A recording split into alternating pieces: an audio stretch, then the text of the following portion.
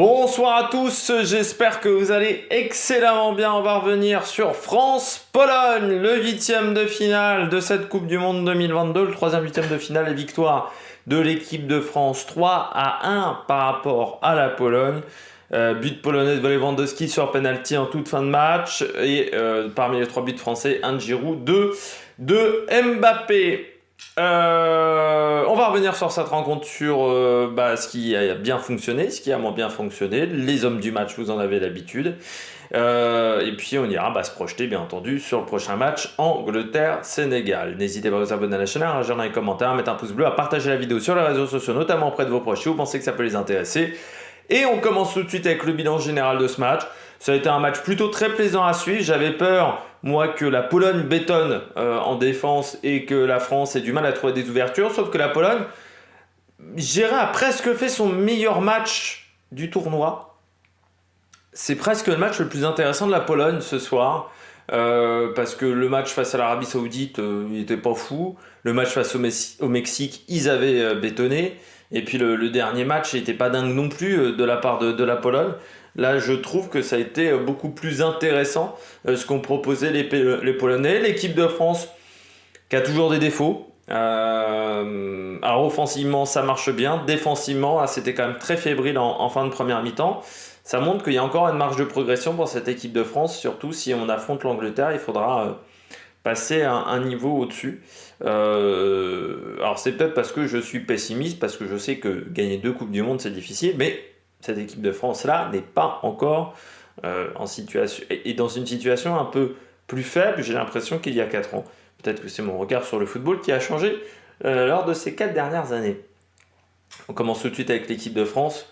Moi, ce que j'ai aimé du côté de l'équipe de France, c'est bien entendu ce jeu de transition, ce jeu offensif qui marche très bien. J'ai trouvé que notre milieu de terrain a vraiment bien fonctionné, sauf peut-être Griezmann, qui a été un peu plus discret dans cette rencontre.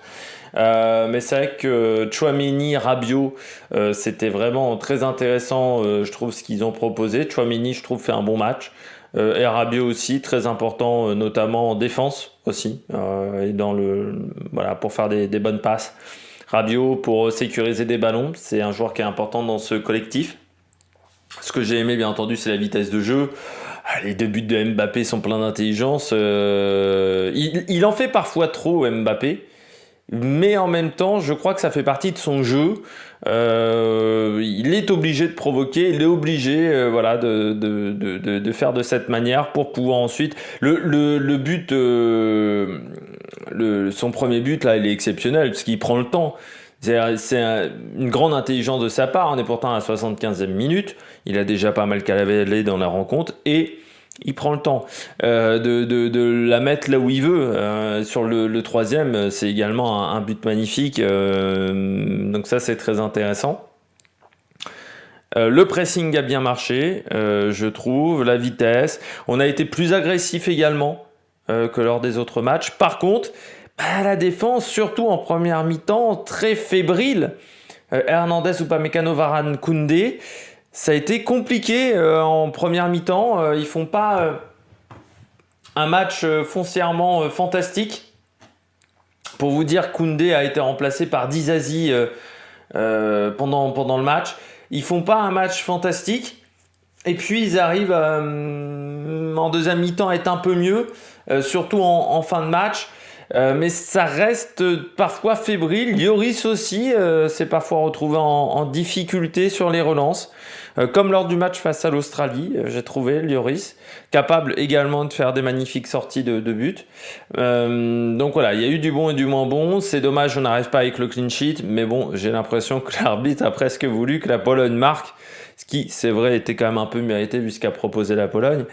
Mais bon, on avait mérité ce clean sheet quand même par rapport à la deuxième mi-temps qui est quand même meilleure de la part de la défense.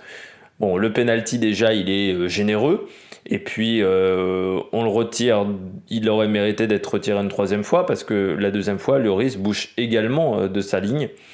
Bon, voilà, les règles, c'est quand les Polonais ratent, pas quand les Polonais marquent, semblerait-il. Et puis, oui, bon, moi, ça me fait chier les pénaltys qu'on retire parce qu'une fois sur deux, Enfin voilà, soit on décide qu'il y a un no man's land et que le penalty, les mecs tu les fous à 30 mètres, voilà, là t'es sûr qu'ils rentrent pas dans la surface de réparation, si tu les mets à 30 mètres de la surface de réparation, et puis le gardien, je sais pas, tu l'attaches sur les poteaux, voilà, comme ça t'es sûr qu'il bougera pas. Mais ça devient quand même beaucoup moins intéressant tout d'un coup, et puis le penalty, bon, encore une fois, enfin, le défenseur peut pas faire grand chose, quoi. Il y a un moment, il faut qu'il se télescope. Je sais pas. Moi, au niveau des mains, j'ai l'impression quand même qu'il s'efface pour éviter de toucher le ballon. Je crois quand même qu'il fait l'effort. Bon, ça n'a pas été notifié comme ça par l'arbitre.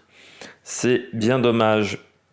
Du côté des Polonais, bah moi j'ai trouvé déjà que, voilà, moi je voulais souligner le fait qu'ils aient proposé du jeu. Alors, ils ont toujours eu autant de mal à trouver Lewandowski. Je trouve que Lewandowski a été très discret dans cette rencontre. Mais Frankowski, ça a très très bien marché. Frankowski, Berecki, Zimanski. Krychowiak aussi a touché pas mal de ballons, notamment lors du temps fort de la Pologne, c'est-à-dire à partir de la 30e minute, même un petit peu avant. Et sur les 10-15 premières minutes de la seconde mi-temps, après c'est vrai qu'il est c'est un peu couché physiquement. Chesney, bah, sur les 2 tirs de Mbappé, même sur la tir de Giroud, il peut pas grand-chose. Hein, il s'en prend 3, mais il peut pas grand-chose. Glick, il a tenté le maximum avec Cash pour tenter de bloquer Mbappé. Ils ont réussi à plusieurs reprises, mais tu sens que là aussi, à partir de la 65e, ils peuvent plus se replacer correctement. Et c'est là où Mbappé a été très fort. Et c'est là où il est très fort, parce que lui, il arrive à passer un cap physiquement, alors que les adversaires sont déjà carbo. Puis moi, ce que j'ai aimé, c'est aussi voilà, ce côté gauche. Mais le problème, c'est qu'en début de match, ils ont très très peu de ballons. Et surtout très très peu de ballons vraiment exploitables. Et puis tu sentais que défensivement, dès qu'on mettait de la vitesse, c'était très compliqué, mais ça on s'y attendait un petit peu, et ça a été le vrai problème de la Pologne, surtout quand ils n'arrivaient pas à faire la prise à deux. Parfois ils étaient à deux, là ça allait, face à Mbappé, face à d'autres joueurs, mais dès que c'était du 1 contre 1, là ça devenait beaucoup plus compliqué pour les Polonais. Ils s'y attendaient, ils s'étaient un peu préparés à ça, et pourtant ça n'a pas suffi.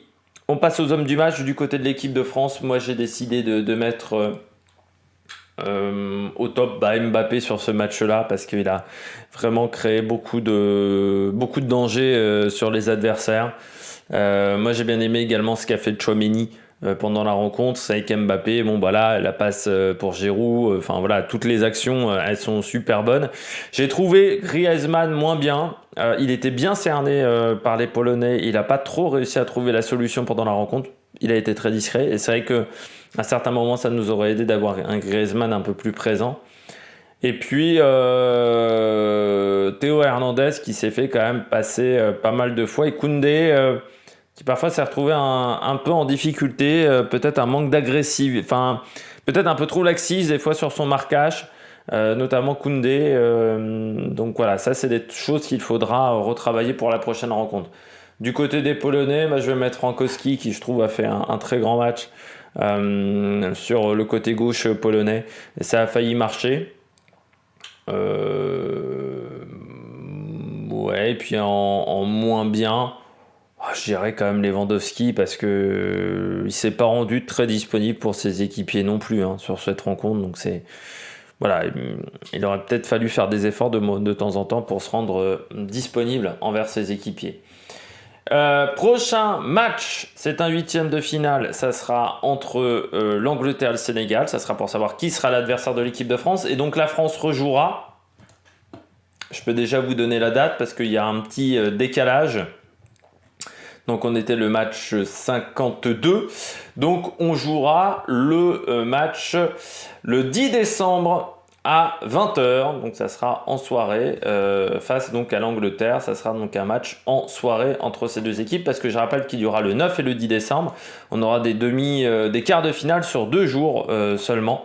Donc ça sera vendredi et samedi pour les deux journées de quarts de finale. Voilà, jeudi et mercredi, on sera en pause. Et puis ensuite, on sera en pause dimanche 11, lundi 12, jusqu'au mardi 13 et au 14, avec les 2 derniers matchs à 20h. Et puis ensuite, voilà, les 2 finales pour la 3e place, le 17 et le 18, donc samedi, dimanche, comme on en a l'habitude. Et ça sera à 16h, heure française. Donc là, ce match-là, ça sera à 20h. J'espère que vous avez aimé cette vidéo. N'hésitez pas à vous abonner à la chaîne, à regarder un commentaire, à mettre un pouce bleu. Et puis nous, on se retrouve pour de nouvelles aventures sur la meilleure production. Ciao, ciao!